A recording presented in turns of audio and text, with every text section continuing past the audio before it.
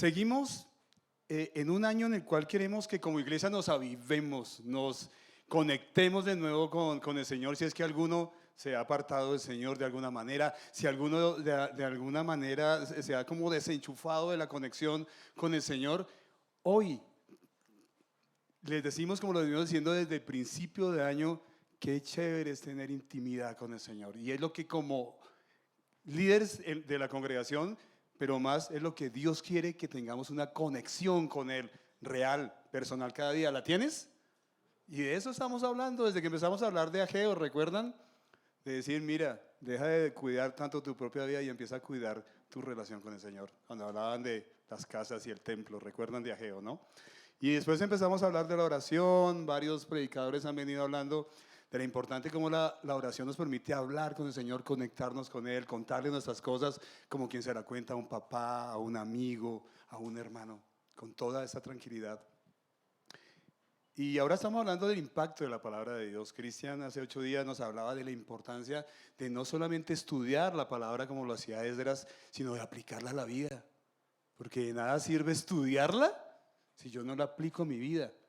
Y cuando la aplico a mi vida, entonces las personas van a poder ver el testimonio, ¿en quién? En mí, de que vivo la palabra de Dios. Muchas gracias. De que vivo la palabra de Dios y entonces tengo autoridad para enseñarla, ¿verdad? Eso nos enseñaba Cristian hace 8 días. Y hoy vamos a ver la palabra de Dios como un impacto que reforma y transforma. Y vamos a estar... Y les voy a pedir, por favor, que como es tanta lectura, no voy a leer todos los versículos, es más, les voy a poner tarea, ustedes tienen que leer Primera de Reyes 22 y 23, y tienen que leer, Segunda de Reyes 22 y 23, y Segunda de Crónicas 34 y 35. Sin embargo, tranquilos que yo les voy contando la historia aquí, pero vamos a tocar solamente algunos versículos claves. Vamos a estar hoy en Segunda de Crónicas 34, ahí vamos a estar.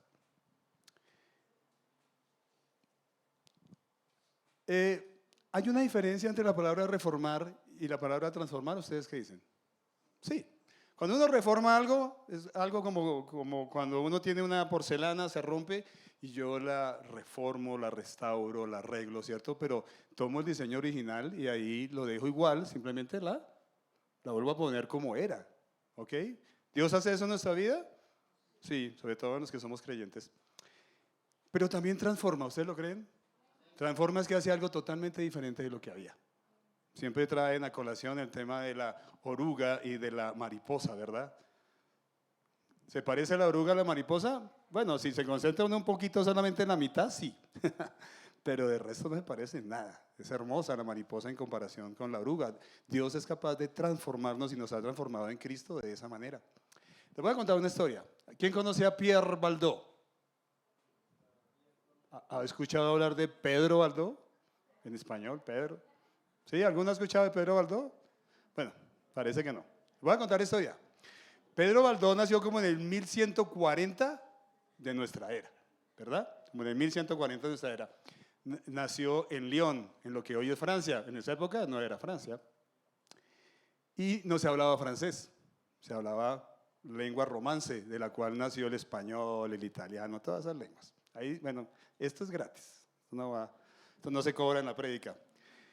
Pero, importante, Pedro Baldó era un hombre, un comerciante de telas muy rico, próspero, tenía muchos bienes. Y un día estaba hablando con un amigo, como yo estoy aquí hablando con Juan Manuel, y de pronto a Juan Manuel, ¡pin! Algo le pasó, pero se murió.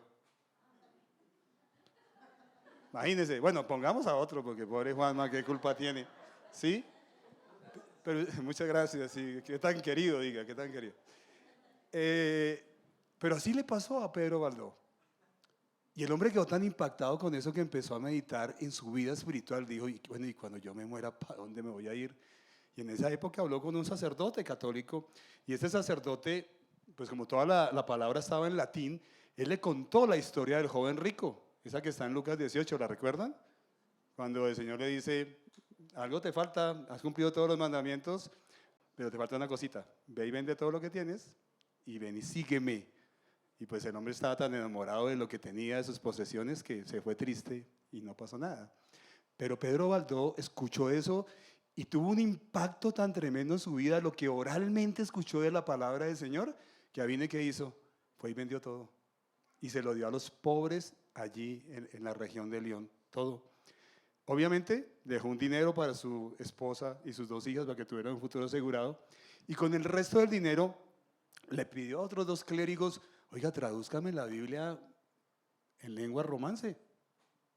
Y los clérigos aceptaron y tradujeron la Biblia. Y este hombre tan pronto empezó a leer la Biblia, si oralmente había sido impactado, pues al leerla fue mucho mayor el impacto.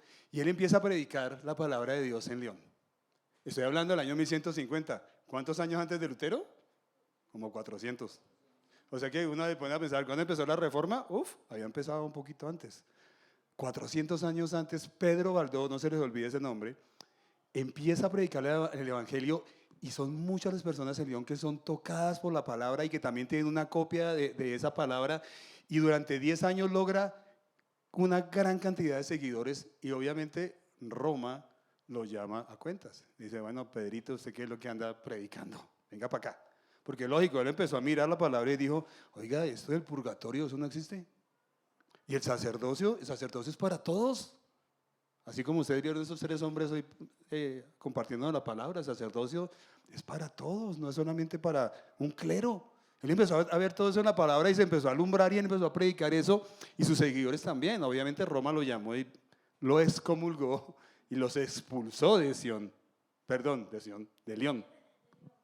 Pero les hizo un favorzote grandísimo, porque normalmente cuando uno lo persiguen, más predicación, ¿no? Lo echaron de allá y toda esa gente se fue a ¿qué? Pues a predicar la palabra por todo lo que hoy es Francia, Europa. Y fue tanto un impacto que ellos lograron que hoy día todavía existen iglesias valdenses. En Argentina, en Uruguay hay bastantes, en Italia, en Suiza, en Francia. Entonces miren lo que este hombre hizo. Y ustedes me dirán, bueno, ¿y eso qué tiene que ver con lo que va a predicar hoy? Bueno, estamos hablando de un impacto que reforma y transforma. Eso hizo la palabra de Dios, no solamente en Pedro Baldó, sino en todo un pueblo, casi, en todos sus seguidores. Y hoy viene a colación porque vamos a ver en la palabra de Dios la historia de un hombre, de un rey de Israel, que le pasó algo muy parecido a Pedro Baldó, pero que vivió más o menos unos 600 años antes de Cristo, y es la historia del rey Josías. ¿Alguno ha escuchado al rey Josías? Dicen que el mejor rey después de David fue Josías, ¿sí? Y las preguntas que hoy nos vamos a hacer y vamos a resolvernos son estas. La primera, te la quiero preguntar y piensa un poquito. ¿Ha impactado la palabra de Dios tu vida? Amén. Segunda, ¿te ha transformado y te ha reformado? Amén, ¿cierto? Tercera, ¿ha influenciado tu testimonio la vida de otros? Uy, menos amén. Es que ese es el problema. Y por eso es que a veces los cristianos nos va mal, porque dicen, ese trabajador, ese man es cristiano. Y uno dice, no, mejor que no hubiera dicho nada. Sí, el testimonio, qué grave, ¿verdad? Y es cierto. Pero qué bonito es de pronto decir con alegría, decir, sí, el testimonio de mi vida ha impactado. Qué bonito es decirlo, como Pedro Baldó y como Josías pudo decir. Vamos a mirar un primer punto y se llama el impacto de la palabra de Dios define tu vida. Vamos a ver del verso 1 al 7, pero vamos a ver, como les decía, solamente algunos versos. Les pido por favor que en su casa se lean todo. ¿Listo? Entonces, leamos esos 3 primeros versículos de la palabra del Señor. Dice que Josías tenía ¿cuántos años? 8 años cuando comenzó a reinar y reinó 31 años en Jerusalén. Él hizo lo recto ante los ojos del Señor y anduvo en los caminos de su padre David. No se apartó ni a la derecha ni a la izquierda. Creo que ahí va a estar uno de los dos, ¿cierto? Y bueno, ¿por qué? Porque en el 8º año de su reinado, siendo aún joven, comenzó ¿a qué? A buscar al Dios de su padre David. Y en el año 12 de su reinado empezó a purificar a Judá y a Jerusalén de los lugares altos, de las aserás, de las imágenes talladas y de las imágenes fundidas. ¿Ok? Permítame, vuelvo acá. Josías tuvo unos antecesores tenaces.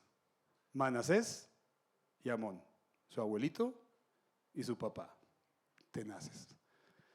Promovieron la idolatría por Judá y más allá de Judá de una forma tremenda. Adoraron todo tipo de dioses. Manasés sacrificó sus propios hijos al dios Baal, a la diosa Acera. Ese fue Manasés, ese fue el abuelito, que en alguna manera Dios lo tocó alguna vez en su vida, recuerdan, porque estuvo por allá en la cárcel y allá reconoció y se arrepintió de su pecado, pero sin embargo ya había hecho mucho mal al permitir la idolatría en Judá. Y Amón fue igualito, ahí no cambió nada, ¿verdad? Entonces, ¿qué fue lo que recibió Josías? Recibió un reino lleno de idolatría, lleno de imágenes, lleno de maldad en general, ¿sí? Además el templo estaba destruido y lleno de imágenes paganas, ¿ok? Y ¿saben qué? Eso que le pasó a Judá y a Jerusalén en esa época es lo mismo que le pasa a una nación y a un individuo cuando no tiene temor de Dios. O cuando decide, a pesar de ser creyente, apartarse de Dios. ¿Sabe qué? Ese tipo de personas, su vida se llena ¿de qué? De ídolos. Si tú te apartas del Señor, ten la seguridad que tu vida se llena de ídolos a los cuales tú pones tu confianza. Ya no confías en Dios, confías en esos ídolos que tienes. Llámense como se llamen. ¿Y sabe qué viene? Degradación moral, que era lo que había en el pueblo. Degradación moral. Eso viene a mi vida, incluso siendo creyente. Eso no solo es para el que no cree, para el que cree también. Por la temprana muerte de su padre, porque solamente duró 2 años reinando y lo mataron, pues Josías empezó a reinar de 8 años. ¿Se imagina 8 años? Un rey de 8 años. ¿Quién conoce a Samuel, el hijo de Carlos y Cielo? Entonces se imaginan, presidente de la República, Samuel. Qué locura, ¿no? 8 años. Pero hay algo muy chévere que me llama la atención, y es que aquí no aplicaron los dichos del mundo para nada. Eso me encanta, porque sabe que yo oigo mucha gente que como que te va de una vez profetizando que tu vida va a ser terrible por los antecesores que tuviste. Pero aquí no valieron los dichos del mundo. Es ese que dice, hijo de tigre, sale pintado, ¿cierto? De tal palo, eso la sangre no se pierde, ¿sí o no? ¿Sabe qué? Dios coge esos dichos y los destroza. Para Dios no hay esos dichos. Dios puede coger tu vida, no importa quién fue tu papá, tu mamá, tus abuelos, lo que sea, pero Él puede tomar tu vida y atravesar con su palabra el corazón y transformarte y reformarte. ¿Lo crees? ¿Lo ha hecho en tu vida? Amén. ¿Y ahí valió alguno? Si mi papá fue un borracho, entonces yo tengo que ser borracho. No, Dios transformó eso. Qué bonito. Y la palabra de Dios dice que a los 8 años de su reinado, o sea, cuando tenía ¿cuántos? 8 y 8, matemáticos, como la canción de Juan Gabriel, a los 16, el que entendió, lo entendió, ¿sí? Josías, ¿cierto? Decidió buscar a Dios y uno se pregunta, bueno, ¿y cómo lo hizo? ¿Saben por qué les pregunto cómo lo hizo? Porque más adelante nos vamos a dar cuenta que la escritura estaba perdida. La Biblia se les perdió, como a algunos aquí a veces se les pierde la Biblia. Sí, la Biblia se les perdió. En el reino no había Biblia. Bueno, primero, yo soy convencido que Dios es el que produce el querer como el hacer por su buena voluntad. O sea, Dios tocó el corazón de Josías. Eso lo creo grandemente. Segundo, yo creo que o fue su mamá o fueron algunos sacerdotes, igual que le pasó a Pedro Baldó, un sacerdote católico, le habló de la palabra de Dios. ¿Sí? Y eso impactó tanto la vida de Josías que es súper chévere ver cómo hay un cambio en la vida de Josías que totalmente radical, esa sería la palabra. Dice que a los 16 años él decide buscar al Señor y el Señor dice, me buscaréis y me hallaréis cuando me busquéis de todo corazón. Eso pasa. Entonces si fue su mamá o fue alguien, Alguien, igual que a Pedro Baldó, le habló. Y algo interesante aquí es que él era un adolescente. ¿Cuántos adolescentes tenemos acá? Ahí hay uno, ¿cierto? Juan, el niño, sí, adolescente Juan. Sí. ¿Cuántos jóvenes hay acá? Yo estoy feliz porque el Dane dijo que yo soy joven todavía. Eso dijo el Dane. Sí, al otro día me miré y me vi menos canas. Sí, el Dane dijo que soy joven, a los 65 soy joven. Bueno, pero hablando en serio, este hombre tenía 16 años y dice que empezó a buscar a Dios y a los 20 años empieza a tomar decisiones radicales en su vida. Y a mí me encanta ver que Dios trabaja con los jóvenes, amén. Ahora sí les pido que levanten la mano de verdad, en serio, ¿cuáles son jóvenes acá? Levanten su mano. A ver, levántela así, valientemente. Chévere, ver hoy a Alejandro, ¿cierto? ¿Me recuerdas tu nombre? Por favor, el que estuvo aquí compartiéndonos un versículo. Juancho, ahí, chévere. Verlos acá ellos, a Johncito, todavía está joven. Sí, verlos aquí compartiendo de la escritura. Y a Dios le gusta usar jóvenes. Mire que en la Biblia Dios usó a José, usó a Samuel, usó a David, a Josías, Jeremías era muy joven cuando empezó a profetizar, a la reina Esther era joven, Daniel era un adolescente, María, la madre de Jesús, Timoteo, eran jóvenes, ¿sí? Y Jesús. ¿De cuántos años estaba Jesús ya enseñando a los sacerdotes en el templo? De 12. ¿Y de cuántos años murió Jesús? 33, joven. Dios le agrada usar jóvenes y por eso, hermanos, yo les digo a ustedes jóvenes, no desperdicien su juventud. Qué chévere tener esa misma actitud de Josías, que desde niños, desde jóvenes ustedes quieran buscar al Señor y de verdad bendecir la vida de otros desde ya, transformar vidas desde ya, permitiendo que Dios transforme la vida de ustedes y no permitan que el mundo siga contaminándolos y permeando su vida. Es ahora, muchachos, es ahora. Lo que sí es verdad en Josías es que su búsqueda del Señor y el impacto que la palabra de Dios hizo en él, lo definió. Por eso ese primer punto dice, el impacto de la palabra de Dios te define. Cuando la palabra de Dios toca tu vida, define tu vida. Mire que dice que él no se apartó del Señor ni a diestra ni a siniestra e hizo lo recto delante de Dios. Cuando él buscó a Dios, y la palabra de Dios definió la vida de Josías. Qué chévere, ¿no? Ha definido Dios tu vida, ha marcado tu vida. Seguía tu vida por la palabra del Señor. Y vemos que hay un cambio radical en él. Dice que a los 20 años, dice que a los 12 años de su reinado, o sea, tenía 20 añitos, él empieza a limpiar a Judá. Y no solamente a Jerusalén y a Judá, empieza a limpiar más allá. ¿Sí? Donde ya Asiria había llegado y se había llevado todas las 10 tribus, ¿recuerdan? Que Asiria se llevó las primeras 10 tribus, se llevó a Israel al exilio, sin embargo dice que fue hasta por allá y empieza a limpiar, y me gustan los versículos y quiero que veamos algunos versículos y pueden verlos ahí en sus Biblias cuando lean versículos 5 al 7 en adelante. Quiero que miren lo que dice allí. Es interesante ver esos verbos. Él no solo oyó la palabra, él la creyó y empezó a actuar. Dice que derribó, ¿qué cosa? Altares. Despedazó imágenes. Desmenuzó esas mismas imágenes. Eliminó los sacerdotes paganos. Quemó los huesos de esos sacerdotes y al final purificó a Judá. Miren esos verbos, son impactantes. Pueden leerlos ahí y los pueden leer más tranquilos en su casa. Versos 5 a 7. Yo no sé cuántos altares, imágenes y hasta cosas del mundo hay en tu vida hoy. Pero Josías, cuando Dios tocó su vida, decidió derribar, desmenuzar, despedazar, destrozar, eliminar de su vida eso que lo estaba desviando del Señor. Y ahí es donde uno tiene que preguntarse, ¿qué cosa o cuáles cosas o quién te está desviando de poner tus ojos solamente en Cristo? ¿Quién?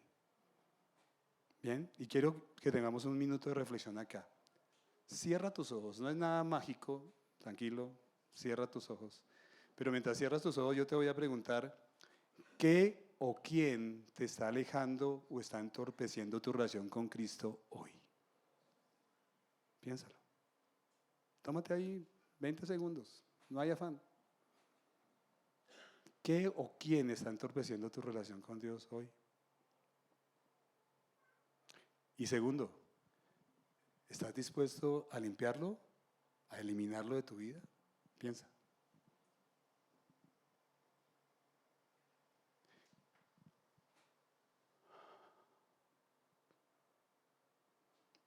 Y ahora yo les pregunto, ¿es fácil limpiar nuestra vida? No, no. Yo sé que ustedes seguramente identificaron algo allí, como se llame, que ha entorpecido tu relación con Dios. Pero cuando yo hice la pregunta, ¿estás dispuesto a eliminarlo? Porque es que uno se enamora de esos ídolos, llámese como se llame. Uno se enamora de ellos y es difícil a veces limpiarlos.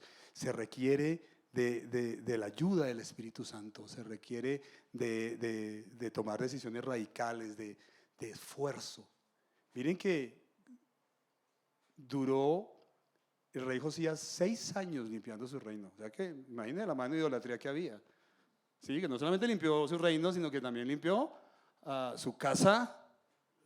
Eso incluyó el palacio, su familia, y también más adelante vamos a ver que decide limpiar el templo, restaurarlo. No es fácil hacerlo. Duró 6 años y a veces en nosotros puede que eso dure toda una vida. Una lucha contra ese pecado, contra eso que te está entorpeciendo tu relación con Dios puede durar toda una vida, pero ¿saben qué? Tenemos victoria en Cristo, amén. Podemos hacerlo, pero en Cristo, no por nuestras propias, o sea, podemos ponerle todas las ganas que pongamos y está bien, como dicen los mexicanos, ¿no? Échale ganas, pero sin Cristo es imposible. Con Cristo es posible que tú puedas vencer ese pecado y puedas tener victoria en Cristo. Como lo cantábamos hoy, hay libertad en Cristo. El impacto de la palabra de Dios en Josías definió el rumbo de su vida y eso lo llevó a reformar su vida y a sacar todo aquello que influía negativamente su área espiritual. Empezando por la herencia que traía en sus venas, ¿verdad? Y buscó al que era para lograr ese objetivo. ¿A quién buscó? A Dios, ¿sí? Quien no solo nos reforma, nos transforma a la imagen de su Hijo Jesucristo. ¿Lo creemos? Amén. Vamos para un segundo punto. Y es que el impacto de la palabra de Dios en tu vida te lleva a restaurar esa intimidad con Dios. El impacto de la palabra de Dios te lleva a restaurar tu intimidad con Dios. Entonces, 6 años después, a los 26 años, después de haber limpiado, como les dije, la nación, su casa y todo lo que había lleno de paganismo en su reino, él ordena reparar el templo. ¿Sí? Leámoslo ahí. Dice, en el año 18 de su reinado, cuando terminó de purificar el país y la casa, Josías envió ¿a quién? A Safán, que era su secretario, ¿sí? Hijo de Azalía, y a Maasías, un oficial de la ciudad, y a Joá, hijo de Joacás, escriba para que repararan la casa del Señor. ¿Ok? Todo lo que rodeaba a Josías estaba contaminado y él decidió limpiarlo, decidió repararlo, motivado por Dios. Y como ya lo hemos enseñado en otras enseñanzas, el templo para Israel, ¿qué significaba? Un templo ahí, en medio del pueblo, ¿qué significaba? La presencia de Dios, para ellos. ¿Hoy dónde está la presencia de Dios? Aquí, por el Espíritu Santo que mora en tu vida. Pero en ese tiempo, el reino representaba eso, representaba que Dios estaba ahí, que la Shekinah, la gloria de Cristo estaba ahí. Y obviamente, por el paganismo que había practicado Judá, este templo estaba destruido, porque habían puesto un poco de imágenes de cosas ahí. Dicen que adoraban el zodíaco, que adoraban a Acera, que adoraban a Baal, habían abandonado totalmente a Dios, ¿sí? Y el templo estaba lleno de eso, y entonces llega Josías y da la orden, vamos a reparar el templo, vamos a repararlo, ¿sí? Y es impactante cómo el avivamiento de Josías estaba influyendo incluso la vida de las tribus en las cuales él no reinaba, porque la tribu de Manasés y la tribu de Efraín dieron dinero para reparar el templo. Mire, y era el remanente que había quedado ahí de todo lo que Asiria se había llevado. Mire cómo una vida que permite que Dios la transforme y la cambie es capaz de transformar a otro. Es capaz. Y no a otro, a muchos. Josías influyó tanto que esa gente dijo, sí, vamos a reparar el templo, y dio dinero. Desde allá dieron dinero. Y recogen todo ese dinero, y Josías le dice a Safán, lleva ese dinero a Hilcías, que era el sacerdote, que era el papá de Jeremías. ¿Sí sabían ese chisme? ¿No lo sabían? Ahí se los cuento. Hilcías era el papá de el profeta Jeremías, que estuvo profetizando durante el reinado de Josías, precisamente. Eran grandes amigos. Y él dice, bueno, vayan allá, lleven todo el dinero, entrégueselo a los levitas que hay allá, que son gente de confiar, son gente honesta, tranquilos, y que ellos contraten a los que trabajan la piedra, canteros, ¿cierto? Y los que trabajan la madera, o sea, carpinteros, para que empiecen a reparar el templo. ¿Bien? En eso estábamos. Y yo quiero hacer un paréntesis aquí porque me gusta mucho y quiero que miremos, eso sí quiero que lo miremos en la palabra. Ya les digo en qué verso está.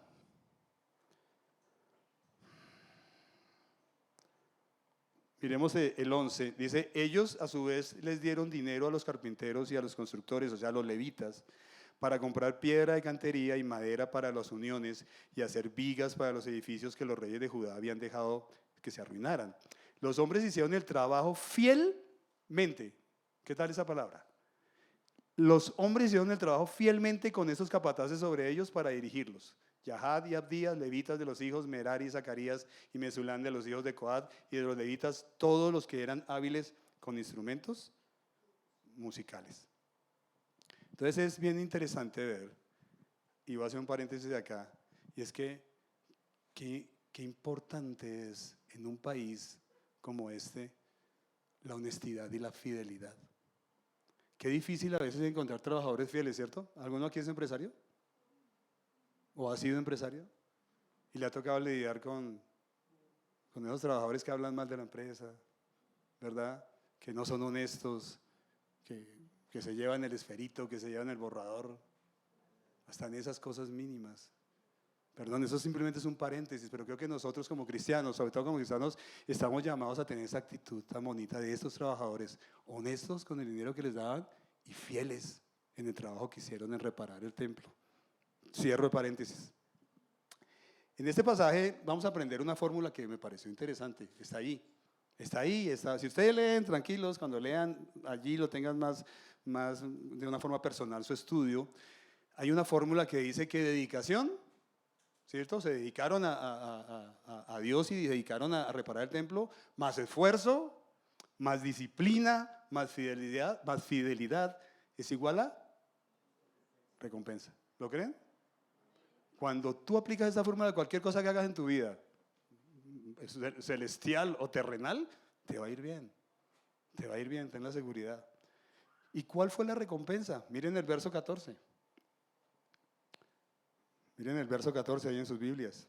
Dice, mientras ellos sacaban el dinero que habían traído a la casa del Señor, el sacerdote Hilcías, el papá de Jeremías, encontró el libro de la ley del Señor dada por Moisés. ¿Qué les dice a ustedes eso de que encontró el libro?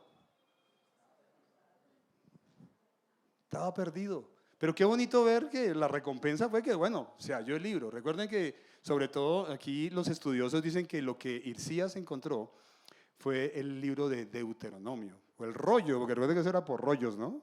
No es la Biblia tan fácil como la tenemos hoy, sino ese rollo de Deuteronomio. Porque recuerden que cuando Moisés escribe Deuteronomio, lo escribe para que lo tuvieran los reyes y lo pudieran leer ellos y leérselo al pueblo, ¿verdad? Entonces todos coinciden que ese libro era Deuteronomio.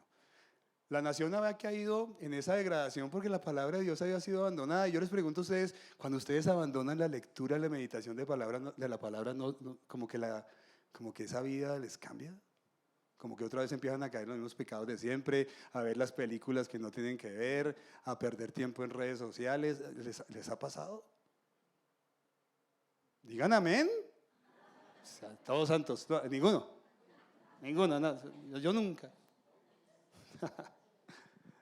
No, mentiras. No, verdad, no, verdad. Verdad. La palabra de Dios había sido abandonada, había sido desechada, como a veces nosotros lo hacemos, y obviamente por eso fue que el pueblo cayó en esa degradación moral. ¿Sabrá Dios cuántos años? Yo creo que desde Ezequías, que fue un rey justo, no se leía la palabra de Dios, estaba perdida. Y bueno, allí las encontraron. Y entonces miren lo que pasa unos versos más adelante. Esto es una historia bien chévere. Miren ahí qué pasa. Miremos, sigamos leyendo desde desde el 15. Dice, entonces Hilcías dijo al escriba Safán, o sea, al secretario del rey, he hallado el libro de la ley en la casa del Señor. Hilcías le dio el libro a Safán y este se lo llevó al rey y le dio más noticias. Dijo, todo lo que fue encomendado a sus siervos ya lo están haciendo. También han tomado el dinero que se encontraron en la casa del Señor y lo han entregado en manos de los encargados y de los obreros. Y el escriba Safán informó también al rey, el sacerdote Hilcías me ha dado un libro, y Safán leyó de él en la presencia del rey. Cuando el rey oyó las palabras de la ley, ¿qué hizo? Rasgó sus vestidos. Rasgó sus vestidos. Si lo que, igual que Pedro Baldó, ¿recuerda la historia? Si lo que había oído Josías de manera oral, ya sea porque la mamá le contó o un hermano o un sacerdote, lo impactó en su vida, hizo ese cambio en su vida.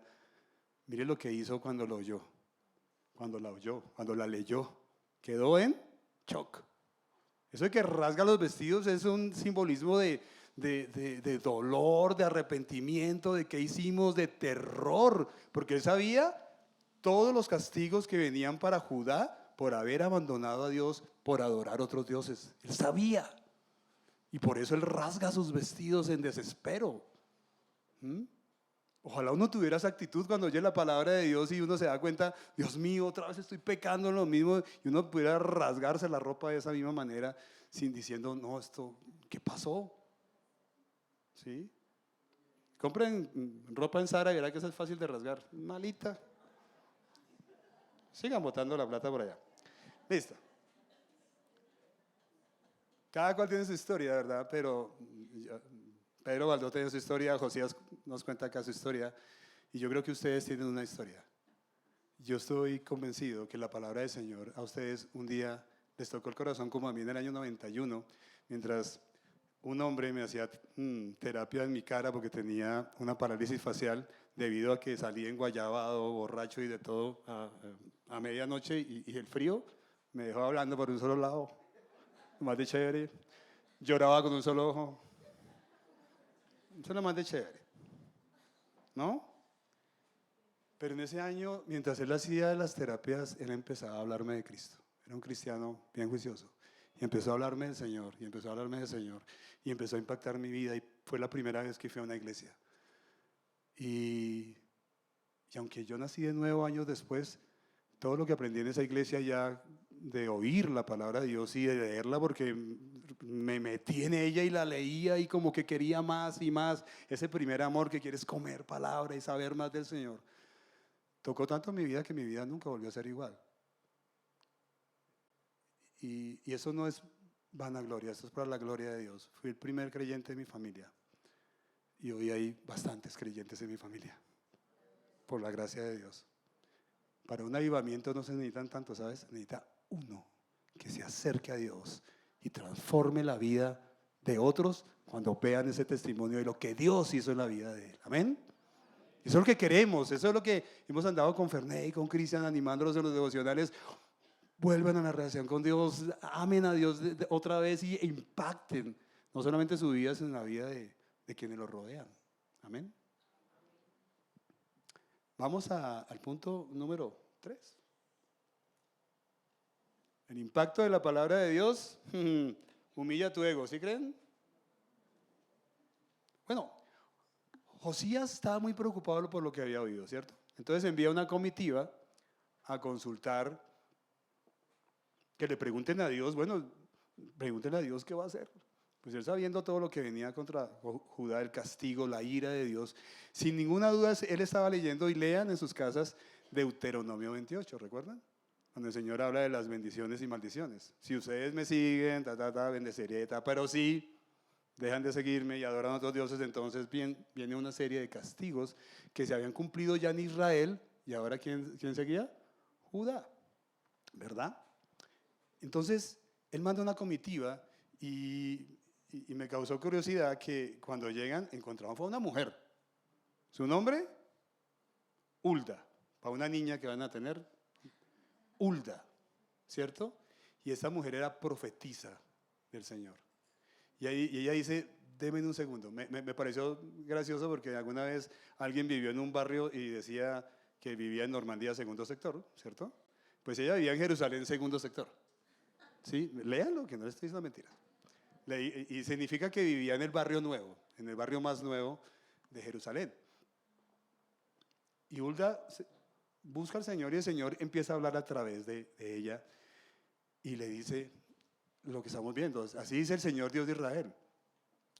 Y lo primero que dice antes de eso, lo pueden leer en la palabra de Dios, es todos estos castigos van a venir sobre Judá porque todo lo que Manasés hizo, toda la idolatría que hizo su papá y que hicieron todos los reyes que existieron en Judá, ha llegado hasta mí y eso no lo voy a parar. O sea, Judá va a ser castigado.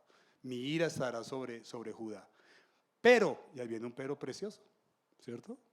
Así dice el Señor Dios de Israel. En cuanto a las palabras que has oído, le estaba hablando Dios a través de Hulda, ¿a quién? A Josías. Él fue el que mandó a consultar. Porque se enterneció tu corazón y te humillaste delante de Dios cuando oíste sus palabras contra este lugar y contra sus habitantes, y te humillaste delante de mí y rasgaste tus vestidos y lloraste delante de mí, ciertamente te he oído, declara el Señor. Y más adelante dice, y estas cosas no sucederán mientras tú estés reinando e irás a la tumba en paz. ¿Sí? Tremendo, ¿no? Qué bonito, qué chévere. Y creo que Dios nos habla de la misma manera hoy a nosotros. Cuando uno oye la palabra de Dios y toca su corazón, y uno tiene esta actitud que tuvo Josías, porque es que me gusta ver la actitud, sigan viendo ahí ese versículo, y esa es la actitud que tú y yo debemos tener ante la palabra del Señor, cuando reconocemos que no solamente nosotros, sino tal vez hasta la iglesia ha pecado. No solo escuchó la palabra de Dios, dice que cuando uno mira en la Dios hablado y dice, prestó atención. Porque una cosa es escuchar. ¿Ustedes mujeres les ha pasado que hablan a su marido y ellos escuchan, pero no las oyen? ¿Sí le ha pasado? Ustedes están hablando ahí, él está viendo Barcelona, Madrid. Él hace, porque esa es la táctica nuestra, ajá. Pero uno no está entendiendo nada, ¿cierto? Nada. Así somos. Entonces él no solo escuchó la palabra, y la palabra es chamá, en hebreo que se traduce oír inteligentemente. Él puso atención a esa palabra, por eso lo impactó de esa manera. Segundo, dicen que enterneció su corazón, es decir, su corazón cambió de parecer. ¿Qué es cambiar de parecer? Arrepentimiento. Se arrepintió, y eso que él, con su actitud que tenía, pero le dolió. Dicen, mi pueblo ha pecado, hemos pecado, se incluyó. Y fue conmovido, fue tocado profundamente por el mensaje. También dice que se humilló delante de Dios cuando oyó sus palabras contra ese lugar. Es decir, hubo un quebrantamiento. Hubo un quebrantamiento en su ser y sintió total arrepentimiento por el pecado cometido por sus antepasados. Esa actitud de humildad fue la que llevó a Josías desde niño a someterse a la voluntad de Dios. Cuando tú no eres humilde sino orgulloso, difícilmente te sometes a la voluntad de Dios. Pues que Dios te está diciendo, haz esto, pero tú no quiero, porque el orgullo no te permite ni reconocer pecado, ni perdonar, ¿verdad? Eso es el orgullo, ¿verdad? Y dice que rasgó sus vestidos, ya habíamos dicho, eso es demostración de profundo dolor, de desesperación, de que me dolió lo que estoy oyendo. Y dice que lloró, o sea, cuando tú pecas a veces y reconoces tu pecado, ¿sientes tristeza? Sí. Sí, se siente uno triste porque ofendí al Señor otra vez. ¿Qué pasa? ¿Sí? Esa actitud, vuelvo y repito, es la que tú y yo debemos tener ante Dios para ser perdonados y entonces ser transformados a la imagen del Señor. ¿Saben qué? Leí algo que me llamó mucho la atención hace unos días y dice que Dios trabaja, hablando de humildad, en corazones de barro. porque el barro se deja moldear. Y eso es humildad. Pero a Dios le queda muy difícil trabajar en corazones de cristal, porque el cristal se rompe y corta.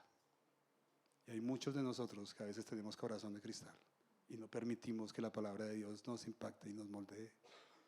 Pero hoy es el día de cambiar ese corazón y pedirle al Señor: Señor, quito todo orgullo de mi vida y reconozco mi pecado. Reconozco mi pecado, me arrepiento. Rompe mi ego, rompe mi orgullo. Hoy es el día de clamar eso. Aunque Josías nunca tuvo orgullo, es una realidad. La palabra de Dios toca profundamente nuestro corazón y rompe, destroza nuestro ego. Cuarto, el impacto de la palabra de Dios en tu vida influye en la vida de otros. Y ahí sí quiero que leamos del 29 al 33, aunque ahí no tenemos sino un solo versículo. Yo estoy leyendo de la Nueva Biblia de las Américas, versículos 29 al 33. Dice que llevaron esa respuesta al rey y yo creo que se alegró tanto de saber que durante su reinado no iba a pasar eso, que él sigue en su actitud, porque esa actitud ya la tenía antes. Y dice, entonces el rey mandó reunir a todos los ancianos de Judá y de Jerusalén, o sea, los líderes.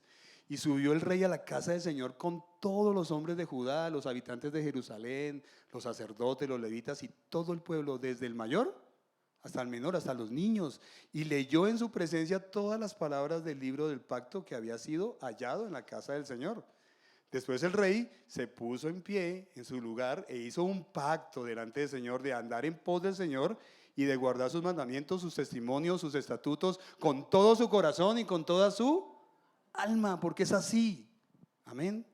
Para cumplir las palabras del pacto escritas en el libro. Además hizo suscribir el pacto a todos los que encontraban en Jerusalén y en Benjamín. Y los habitantes de Jerusalén hicieron conforme al pacto de Dios y al Dios de sus padres. Y Josías quitó todas las abominaciones de todas las tierras que pertenecían a los israelitas e hizo que todos los que se encontraban en Israel, ¿qué dice ahí? Sirvieran al Señor su Dios.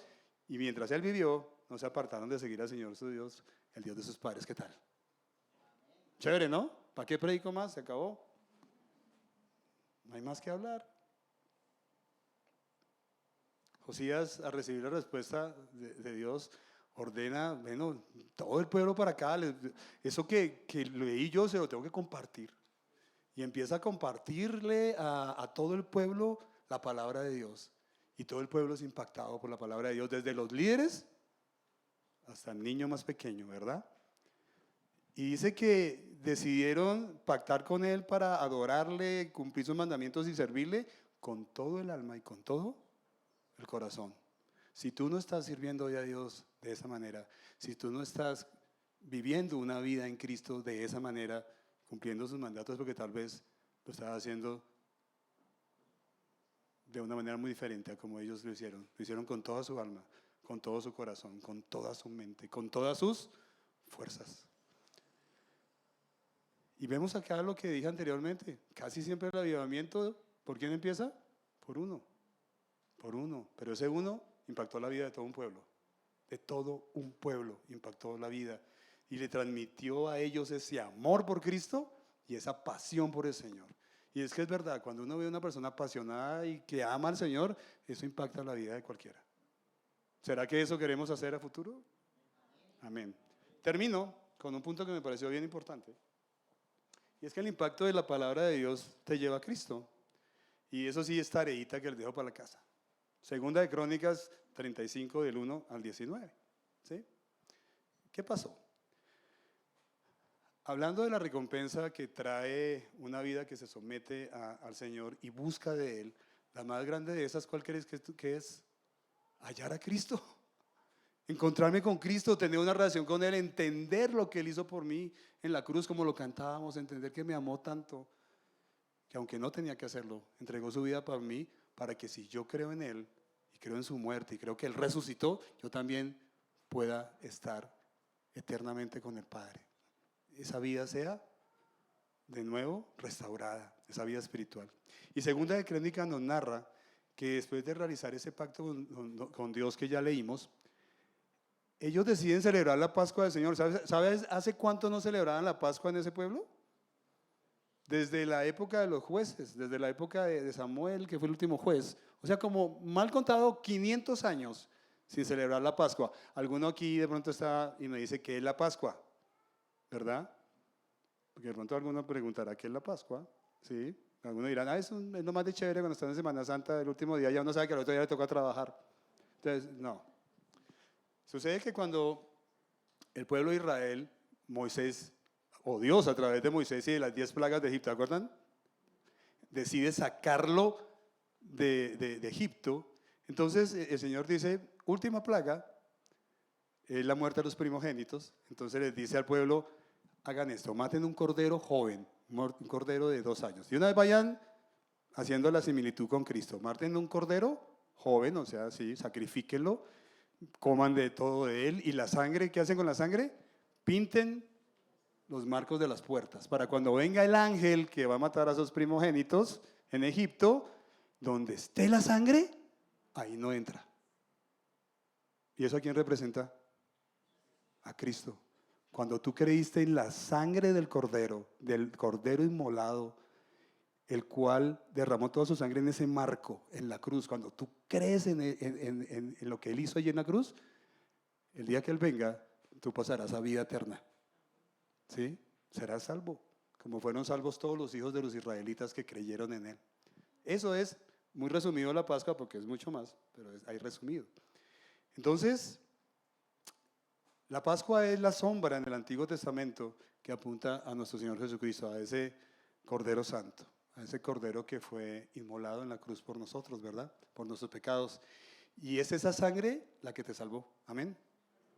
Es esa sangre la que te limpió. Dios hizo una labor chévere, ¿no?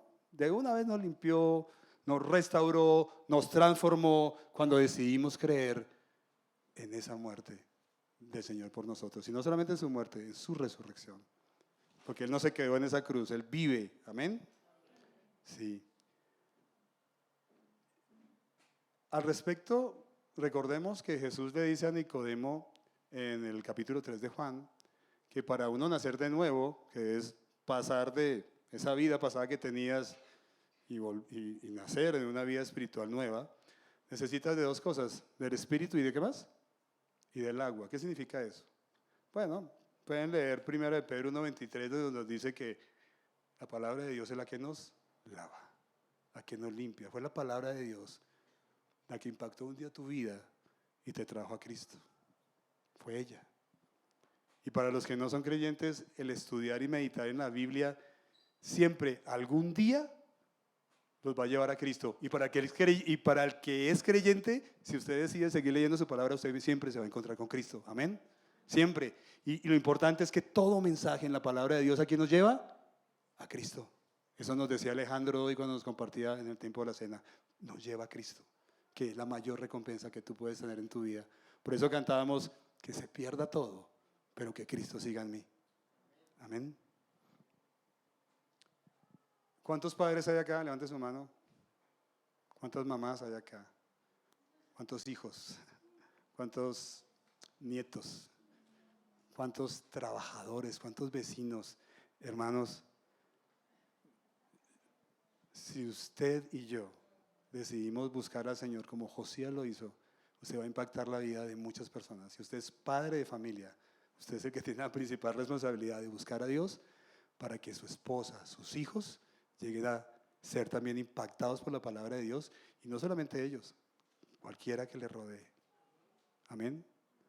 ¿Qué tal si hiciéramos ese pacto y como lo hizo Josías con el pueblo, de buscar a Dios? Hagamos ese pacto en nuestros corazones, de buscar a Dios con toda nuestra alma, con todo nuestro corazón, para que nos transforme y podamos ser de bendición a otros. Amén. Señor, te doy gracias. Realmente tu palabra es más cortante que espada de 2 filos, penetra hasta partir el alma y los huesos y las coyunturas, y discierne los pensamientos. Discierne, Señor, los sentimientos. Discierne todo lo que hay en nuestro corazón. Y gracias porque un día tú tocaste nuestra vida a través de ella y nos hiciste meditar que esta vida es muy corta, pero que cuando te tenemos a ti, tenemos vida eterna. Gracias porque a pesar de los sufrimientos, de las situaciones difíciles que vivimos en nuestra familia, en nuestro trabajo, tenemos esa paz que solamente tú sabes dar, esa paz sobrenatural. Tenerte a ti es tener el mayor tesoro, Señor Jesucristo.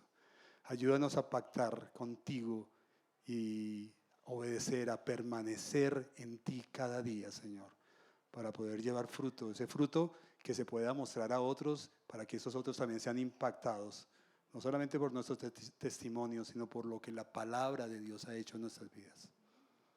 Te damos a ti las gracias por esa palabra que dejaste escrita y ayúdanos a leerla, a meditarla, a creerla y a practicarla.